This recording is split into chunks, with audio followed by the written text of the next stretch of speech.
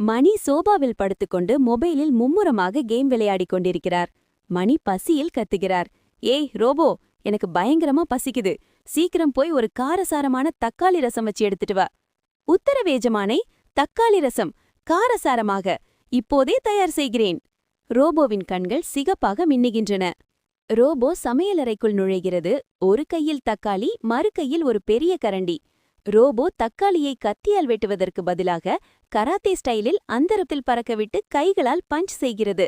தக்காளி ஜூஸ் எகிரி போய் சுவரில் அப்புகிறது. ரோபோ ஒரு பாத்திரத்தில் தண்ணீரை ஊற்றுகிறது.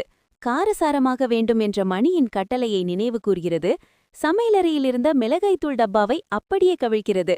போதாதென்று மணியின் டிராவர்ஸிலிருந்த ஆயுர்வேத தைலம் பாட்டிலை எடுத்து அதுவும் காரமாக இருக்கும் என நினைத்து 2 சொட்டு ஊற்றுகிறது. மணி ஆவலுடன் உட்கார்ந்திருக்கிறார். ரோபோ ஒரு தட்டில் ரசத்தை எடுத்துக்கொண்டு வருகிறது. அந்த ரசம் பார்ப்பதற்கே லாவா குழம்பு போல கொதித்துக் கொண்டிருக்கிறது. வாசனையே ஒரு மாதிரியா இருக்கே. பரவாயில்ல, நீ செஞ்சதுதானே, குடிச்சு பாக்குறேன். மணி 1 ஸ்பூன் ரசத்தை எடுத்து வாயில் வைக்கிறார். மணியின் கண்கள் அப்படியே பிதுங்கி வெளியே வருகின்றன. காதுகளிலிருந்து புகை எழுகிறது. முகம் தக்காளி பழம் போல சிவப்பாகிறது. மணி மெதுவாக மேசைக்கடியிலிருந்து எகிரி குதித்து சீலிங்கில் போய் ஒட்டிக்கொள்கிறார். டேய், என்னடா பண்ணி வச்சிருக்க? இது ரசமா இல்ல ஆசிடா? எஜமானே, நீங்கள் காரசாரமாக கேட்டீர்கள். மிளகாய்த்தூளுடன் சேர்த்து வீட்டிலிருந்த விக்ஸ் மாத்திரையையும் கொஞ்சம் காரமான மிளகு ஸ்ப்ரேயையும் சேர்த்துள்ளேன்.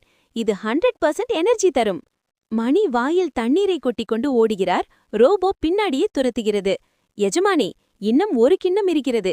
வீணாக்க கூடாது. தயவு செய்து குடியுங்கள். மணி வீட்டை விட்டு வெளியே ஓட ரோபோ கையில் கரண்டியுடன் அவரை துரத்துகிறது. தூரத்தில் ஒரு நாய் இந்த ரசத்தை முகர்ந்து பார்த்துவிட்டு மயங்கி விழுவதுடன் கதை முடிகிறது.